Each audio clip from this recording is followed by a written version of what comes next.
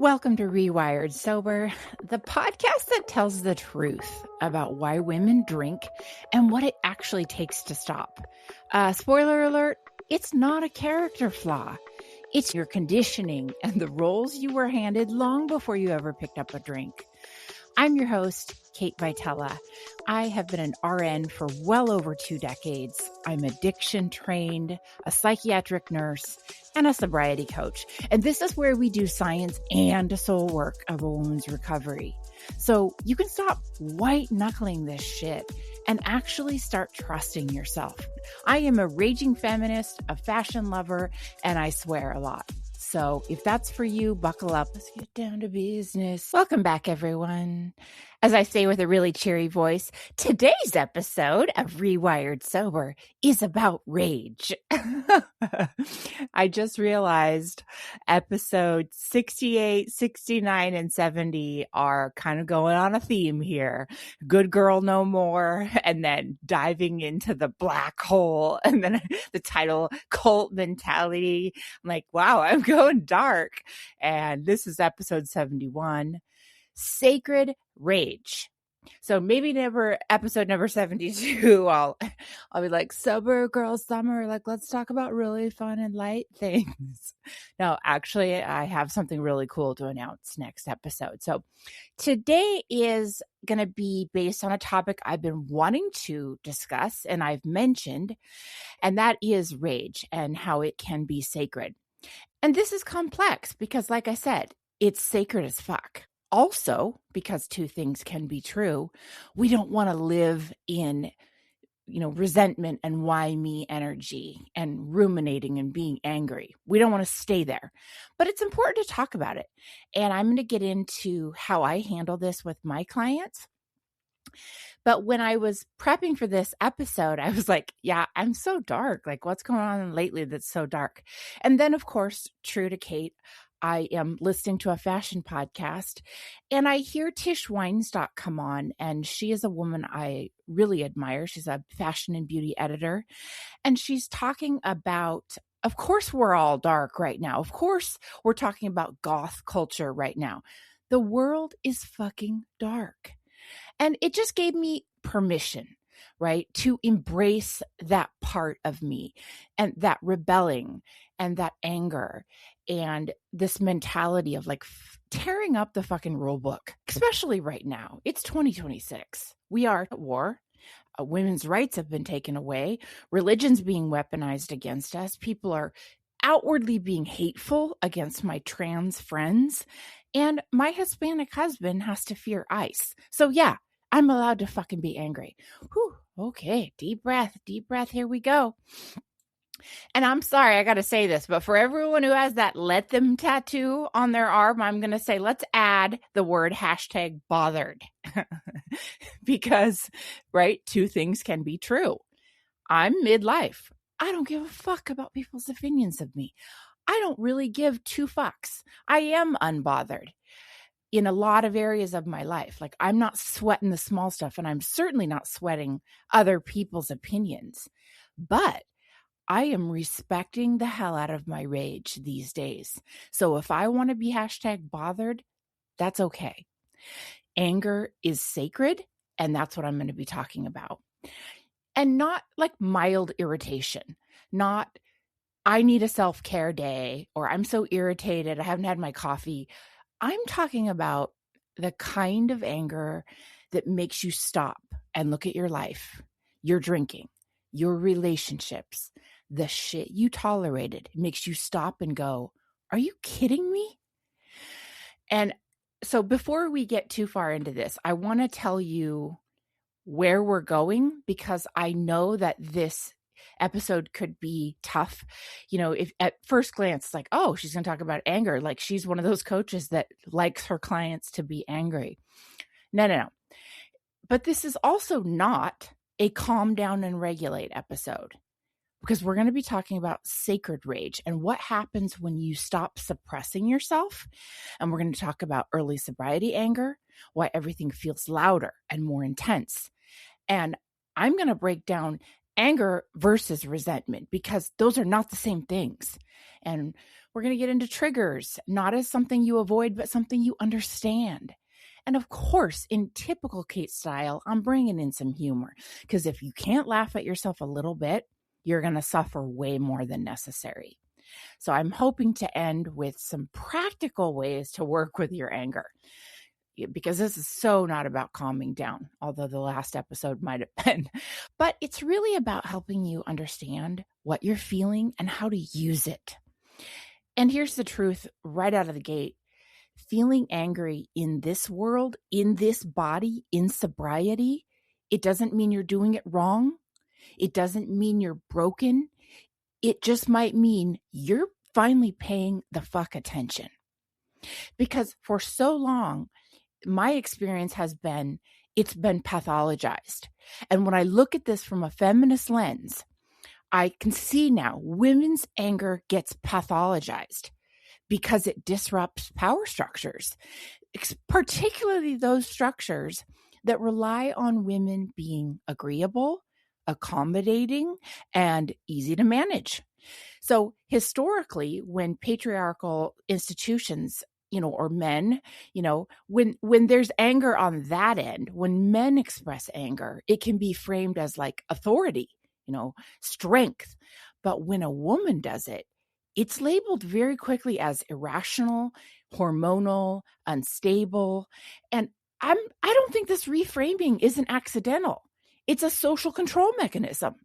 If you can convince a woman that her anger is the problem, she's less likely to question the system or set boundaries or change inequality. So instead of her anger being seen as information or truth, it gets medicalized or minimalized or pathologized, turned into something to fix rather than something to listen to.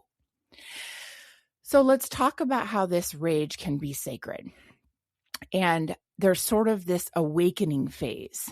And I want to start here because a lot of women that I work with hit a point, especially in midlife, where something shifts. A lot of fucking something shifts, where you start to see more clearly. You're tolerating less. You start noticing patterns you used to ignore. And suddenly, you're angry, not because something is wrong with you, but maybe because something's finally right. As I've said, most women were conditioned to be agreeable, be accommodating, keep the peace, and not be too much. So our anger doesn't disappear. It just gets buried and buried and buried. And now in sobriety, it's coming back online. And in the reality of the world today, the pressure, the expectations, and the fucking double standards, you have a nervous system that's going, okay, this is not okay, and nothing about that screams dysfunction. That's just awareness. This isn't new anger. This is awareness, and this awareness is catching up. So in early sobriety, there can be explosive parts, right? Because when you layer sobriety on top of this, when you remove alcohol, you remove that buffer. Alcohol dampens your emotional intensity, your stress response, but it also dampens your self-awareness. So when it's gone, everything comes back online and it's loud, and you can feel a lot more reactive, more sensitive, but you're also more aware. And on top of all that, you could be dealing with the emotional backlog of years of this building. So yeah, you might be pissed. I mean, often women come to me pissed as fuck.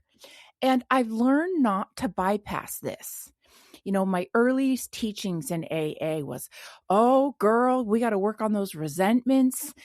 I used to have clients do this resentment list, and then I'd wonder why like 10% of them returned the homework to me. And over time, I've realized that I was part of the problem in spiritually bypassing this sacred rage. And I was contributing to these old systems. And it wasn't fucking helpful.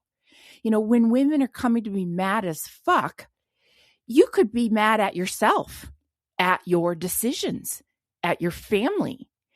And the fact that you have to quit drinking when everyone else keeps the party going. Everyone else around you is drinking, using, eating, shopping, whatever, and you got to quit. And let me say this clearly. There's nothing wrong with you for being angry. You're not going to be struck down by the resentment gods. That's old dogma in AA that I'm not reinforcing anymore. You're not doing sobriety wrong. You're just feeling it. And I see a lot of women turning that anger on themselves because it's not just outward anger. It's inward. You're mad at what you did. I mean, I particularly was very mad at myself. I was mad that I let it go on for as long as I did. I was mad that what it cost me. I was mad that I lost everything. I was mad for what I tolerated. And at the same time, I was hella mad at everyone else. And if you just look on the surface of all that, it can look like, oh, she's just an angry person. But if you sit with it long enough, I mean, actually sit with it, unpack it, decode it, vent it, talk to a professional about it, you start to realize something. Underneath all these layers, it's not just anger. It's heartbreak, grief, shame. As we said, anger is often a secondary emotion. And what that means is it shows up first because it's the activating part. It gives us a sense of control, but it's often multi-layered, and underneath it, there's something much more vulnerable. And for me, there was a moment when I realized that anger was just the first layer. It was just the front door. My life was falling apart when I got sober. I had been shit on by other people. It wasn't just me being the shitty one. I had been shit on by a creeper boss. I had backstabbing colleagues. My boyfriend was literally cheating on me. I had a horrifically bitchy landlord.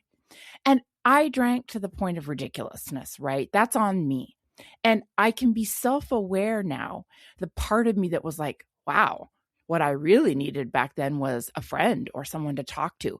Maybe what I needed was someone to quit gaslighting me about a piece of shit I was and start validating, like, yeah, you're going through a lot and this is how we're going to fix it. And what was really hard for me in the beginning is God loved my family, but they did everything they could to help me stop drinking. They were so freaking scared. And my guess is your loved ones are very freaking scared. But my family did things like take my car keys away and hide them. They took my debit card away. I had no way to even buy myself a Diet Coke. Now, this is disempowering, and it led to more rage on my part because I've always been highly, highly independent. You know, I've been a registered nurse since I was 22 years old. I've always had money in the bank and a way to take care of myself. Of course, the other thing my family did, again, not knowing, was they had an intervention. They sat around the room where everyone told me how wrong I was. Insert more rage on my part. Of course, more anger, more sadness, more shame. And they would take away all the booze and hide it and all these things. I used to tell this therapist I had when I was first trying to get sober, that I felt like I was in a human gerbil ball. You know those gerbil balls? You let a gerbil or a little rodent, like a hamster, you let them out and they run around in those plastic balls, but they keep bumping up against things and there's only so far they can go. So it's like they have perceived freedom, but like no real freedom. That was me in early sobriety. Like I was an adult with a car and a checking account, but I had no access to anything because my family was so big on protecting me, quote, air quotes. And I once had a therapist sit down with my mom and grandma and say, you got to quit taking things away from her, because that part for me felt so disempowering.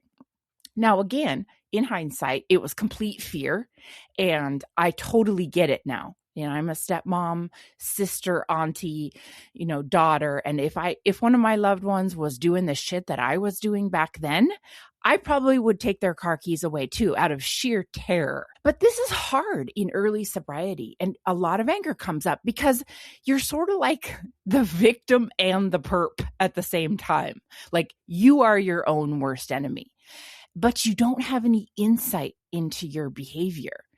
And spoiler alert, you'll never have insight into a blackout, right? Because your prefrontal cortex goes offline. So it's really hard for family members to sit around and tell us what we did or why they were so scared, and we have no memory. We can't see ourselves functioning in a blackout. We can't see what the outside world says. And I often reframe this and say this to clients, like, don't punch me in the face, but here's the thing I'm going to tell you. If you were on candid camera, you'd probably be scared too watching it back, because now I'm on the other side of it and I have the awesome privilege of watching people act a damn fool in either psychiatric crisis or in a blackout from drugs and alcohol. And one thing I've learned is they will never have insight into their behavior during a crisis. You can't step back and say, oh, I shouldn't have done that, or why did I behave this way? Because you're in crisis. And you got to forgive yourself for that part. I've worked with people that have done heinous things in a blackout, or committed crimes, or cheated on a loved one. And the thing is that it's not your fault, but it is your fucking responsibility. And so don't wait for yourself to have insight into those behaviors. Just hear me when I say your family's probably scared, and at least remember that what they saw is nothing like you remembered it to be. One time I was talking to my grandma, who was closely in it with me in active addiction and helping me get sober. And she said, I don't need to listen to your podcast. I lived it. And I was like, what? And I paused for a minute because I thought, yeah, I could never, ever know what they saw. I just can't. I wasn't there. Unless someone had a camera shoved up my ass, there's no way for me to ever see what other people saw and how scary it must have been. So I'm angry. They're angry. We're all looking at it from different perspectives. And so I just wanted to put that out there. But yes, the anger is real. And here's how I reframe this when I'm working with clients, because this is important. So hear me on this. When you are realizing, wow, my friends and family saw a version of me that is horrific and shameful, and they did shitty things to me, or they took away my debit card, or they have me, on a breathalyzer, right? I work with clients who were in custody battles. Maybe they're on a breathalyzer so that their ex knows that they're sober when they take the kids. I work with people in monitoring programs like I was as a nurse, walking around peeing in a cup every week so they can continue working. I've worked with people with an ankle monitor. I had an ankle monitor on after my DUI, and your family's like tiptoeing around you and probably taking things from you. And here's what I say. You never have to feel this way again. Hear me on this. You never have to feel this way again. You never have to be this version of you again, of being the one your family gossips about, not inviting to parties. You don't ever have to wake up flashbacks doing forensics. You don't ever have to be in this financial situation again, career situation again, custody battle, boss is coming down on you, whatever it is. You never have to feel this way again. And remember that. If this is why you might be angry, and this is going to mobilize you to move forward. Because sobriety is how you get your power back. Use this to mobilize you.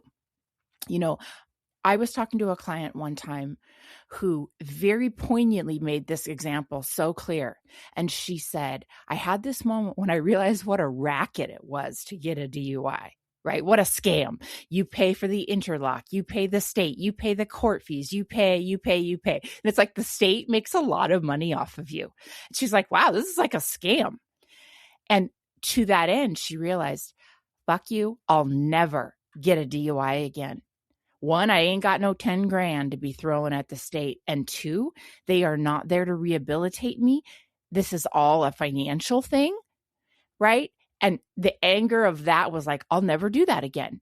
And that was a really good example of let this mobilize you. Of course, you don't have to stay in your shitty diaper and be angry all the time, but you don't ever have to go back there again. And so I want to talk about the differences between anger and resentment, because this is where things either move forward or get stuck. And this is not the same thing. So anger is like fast and it's activating, but it often points to the truth. And resentment is slow. It's looping. It keeps you stuck. And resentment is that feeling where you're replaying the same thing over and over in your mind. You're not processing it, you're replaying it and you're reinforcing it, right? Anger says something needs to change here, like never again. And resentment says, let me stay here and suffer, dwell, loop, ruminate. There's a very clear difference. Rage moves, resentment marinates.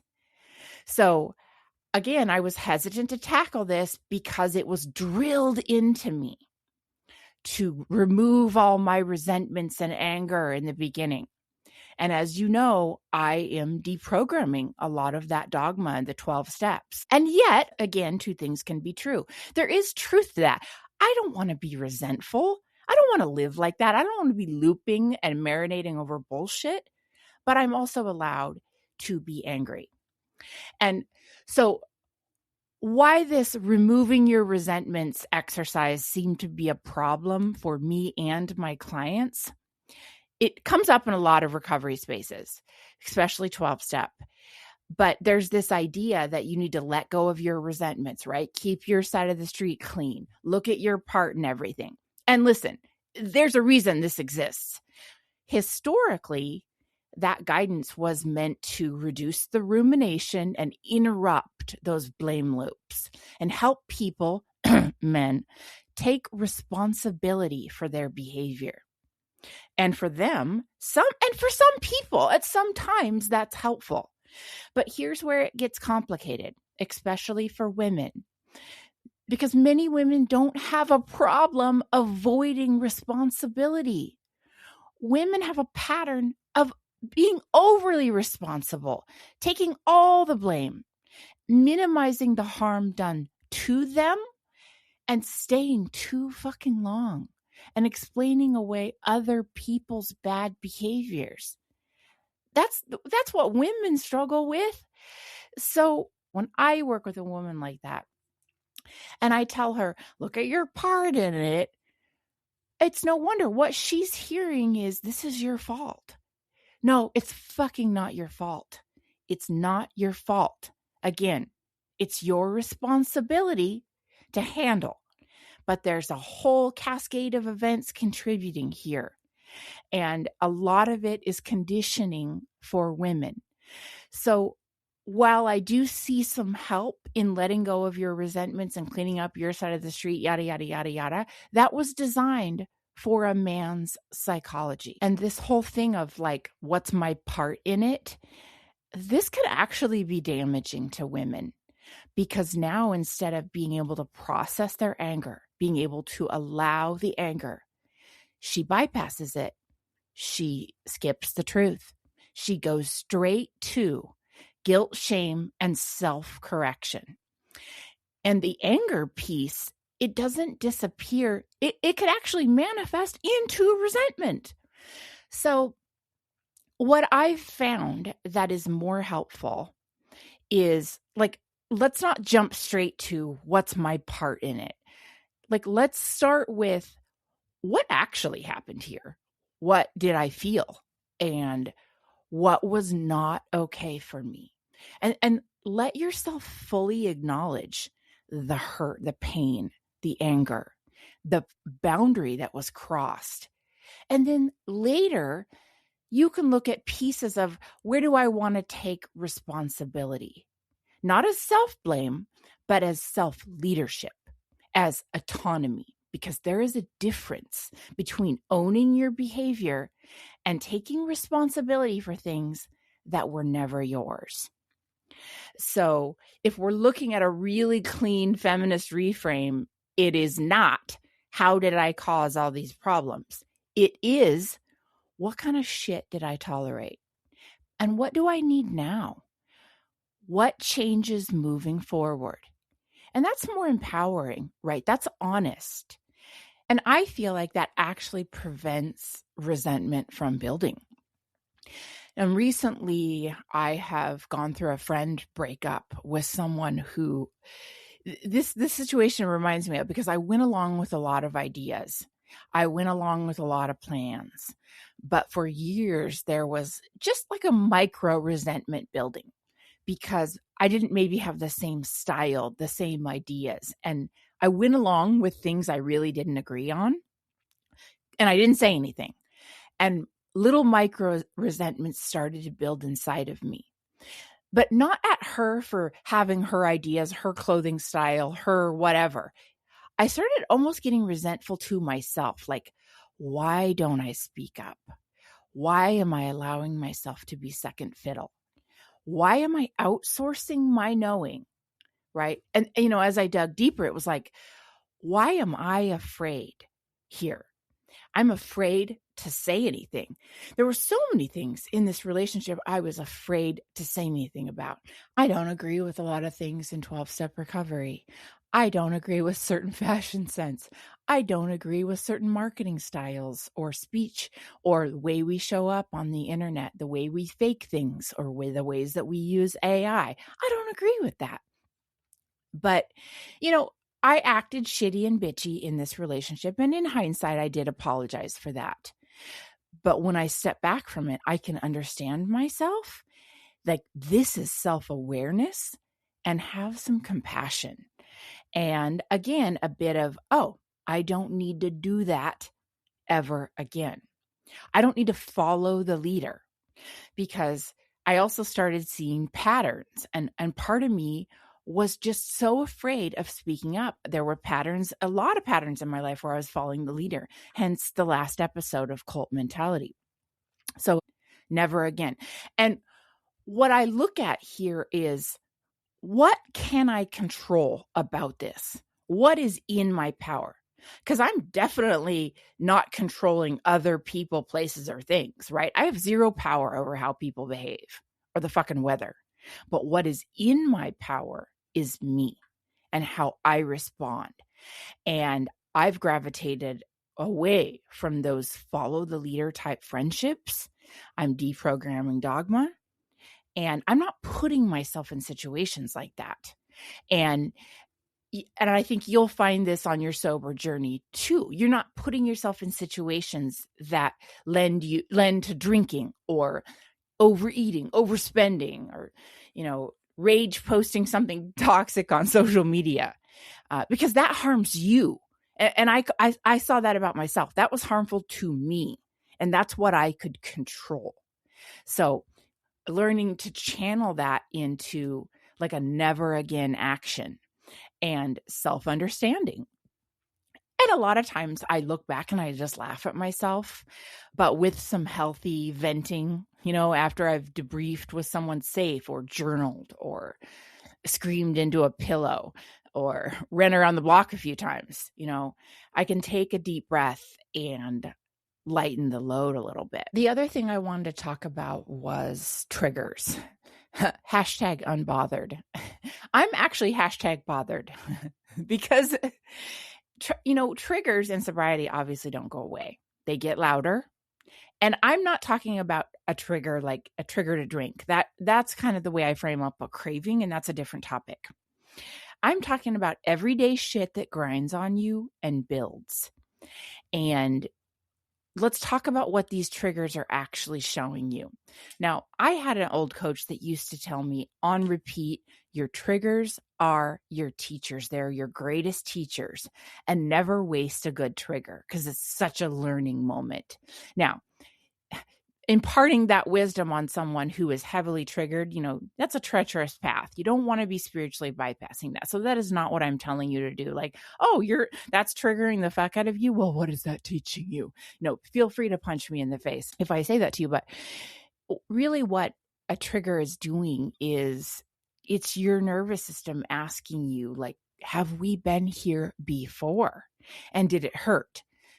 Triggers usually are revealing an unmet need and an old wound and a gap in boundaries. So instead of asking yourself, why am I like this? Or, start asking yourself, why is this hitting me so hard?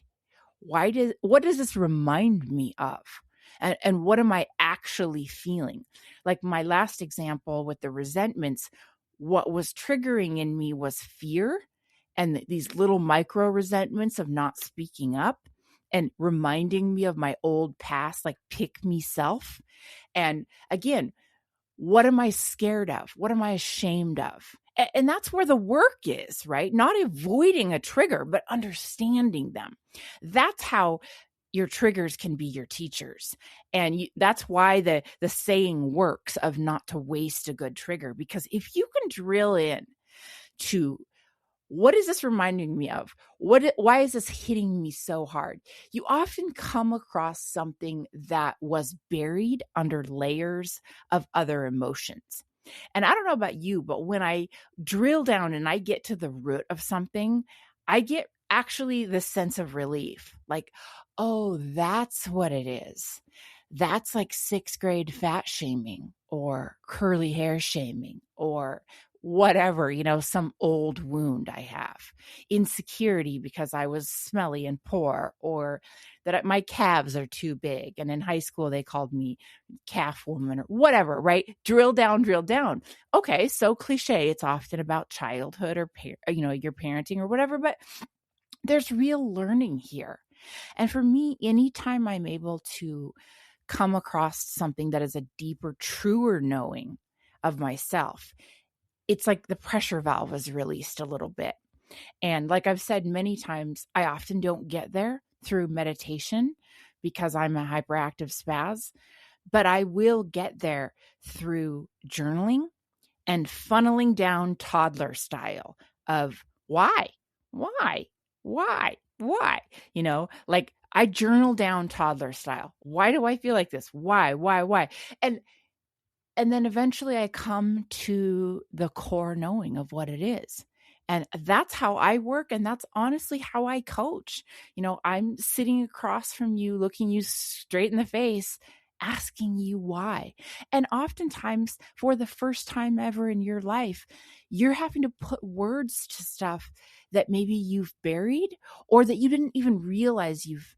If I had $1 for every time a client says, wow, I've never said that out loud, that is the work in understanding our triggers. Now, the other part of the work is we got to loosen the grip a little. If I'm going to survive anything in my life, and it's with some humor, because I want to add a little perspective here. Not every emotional reaction needs to become your identity. Sometimes you can just say to yourself, wow, that really spiraled. Wow, look at me spiral, right? And laugh a little bit. And not to dismiss yourself, but to not take every single reaction so seriously. You can be self-aware and still really human. And you can feel really deeply and still have a sense of humor about how your brain works. Because if everything becomes super heavy and intense, you burn out. And life is long and this journey is tough. And we have to be able to step back and laugh at ourselves because the shit can come pouring down and it can get dark really fast. And so there's so much healing in humor, and we have to be able to lighten the load a little bit. I had this moment recently as I'm reading the book How to Be a Goth by Tish Weinstock. And I found myself laughing. She's this amazing woman who's modeled and done fashion and beauty editorial. She's from the UK. She has this great sense of style. And I'm laughing not because it's a funny book, although kind of, but because it reminded me of something we forget as adults, especially as women, when we're trying to do sobriety, quote, right, that it's okay to laugh and be a little dark. It's okay to be a little angry, to be subversive, right?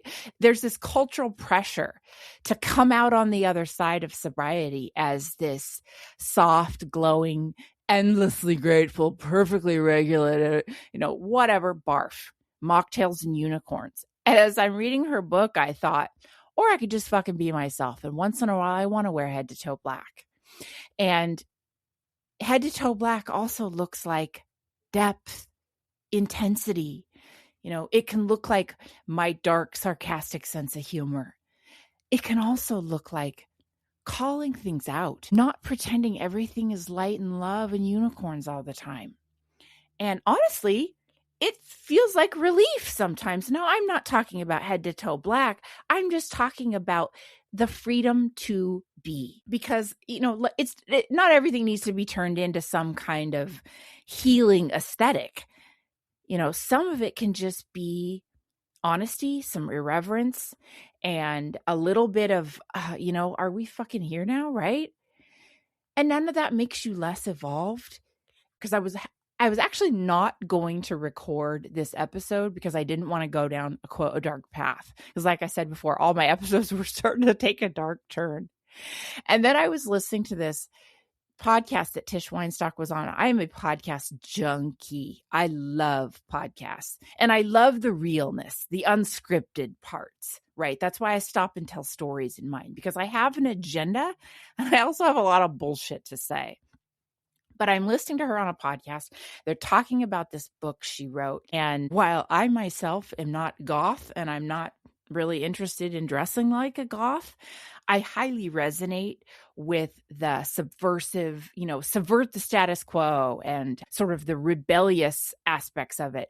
And I started thinking about how in this time in my life, yeah, I'm rebelling against a lot of things. Yeah, the algorithm, right? 12-step dogma, regular marketing, old friend groups. I'm subverting the status quo in sobriety about a lot of things. I am tearing the fucking rule book up. So maybe as an aesthetic, I am wearing head to toe black with a little bit of a fuck you. And that's okay. That's fucking okay. Because I'd rather be myself than go down a path where I'm building resentment because I'm wearing the colors of everyone else. Now that's a metaphor, but I always got to go back to fashion because let's face it, fashion is my life. So, okay, back to anger. Here's the shift. The anger that you felt in the beginning, maybe in early sobriety, it doesn't disappear. It gets refined. And for me, it stopped looking like chaos and it started looking like power. Not performative, not like loud for no reason power, but clarity. Like clear. It looks like me stopping mid-sentence and go, are you fucking kidding me? Or listening to someone propose an idea and immediately getting this sense of nope, hard nope, right? Boundaries. It looks like calling things out instead of swallowing them. You can do that nicely. Clear is kind. It looks like not over explaining myself and repeating myself to people who are not willing to hear my side or invested in my healing at all, right? I'm not staying where things feel off. I'm not staying in spaces, in friendships, in fake healing circles or recovery groups that don't serve me or social groups. And the biggest shift is not bottling that resentment in the same way anymore. And that's the shift I hope for my clients. So when something hits me now, and it does all the time because I'm human, I don't just sit in it. Oh, okay. Well, let me caveat that because one thing I'm famous for saying is sometimes we have to sit in our shitty diaper. And what this really means is life's going to get lifey and it's going to suck sometimes and we can't bypass it. Sometimes we have to sit in it and go, wow, okay, this blows. But we don't need to get perma diaper rash over it, right? We can stop and ask ourselves, wow, why is this so triggering for me? What's underneath it? Again, drill down toddler style. And what am I really feeling here? And that's where the change happens. So I want to get really practical about what to do with this anger. And this is not Pinterest, Instagram advice. I purposely didn't try to quote like Harriet Lerner and The Dance of Anger and all these books because I didn't want it to sound really performative. I want to talk about true, real, practical tips. These are mine. Move your body. Your body needs to process the anger.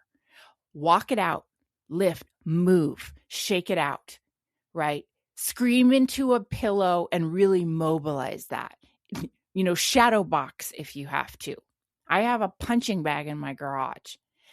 So move it, name it. I'm angry. And this alone, saying it, reduces the intensity.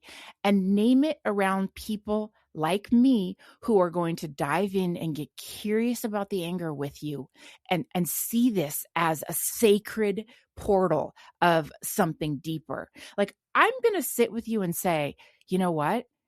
Your rage is justified. It is sacred. And now we're going to move through it. But I see you. I fucking hear you. One time I remember sitting with a client when she was venting about all the things, family taking away debit card, going to a gas station, not even have money to pump gas. And we just sat there and thought, wow, yeah, that fucking sucks.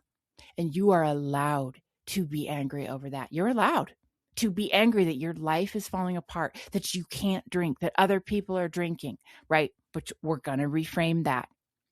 Now, the third part here is we're going to get curious. What's underneath, right? What do we do with this anger? We get curious. What's underneath? Is it fear? Is it shame? Is it pain? And then last, we're going to just set one boundary, not 10, one. And create your list of never again. Like, I will never fucking do that again. What you won't tolerate, what you won't do to yourself, what you won't put yourself through. If you're in a place in your life where you're super angry, go home and write a never again list. Never again will I drink my feelings away and end up with a toxic partner. Never again will I take a job that is beneath me because I secretly feel guilty I'm not performing very well because I drink too much. Never again will I find myself at a checkout stand without a credit card or a debit card because my family doesn't trust me, right? You get the point. And this list, this never again list, is how your anger becomes direction.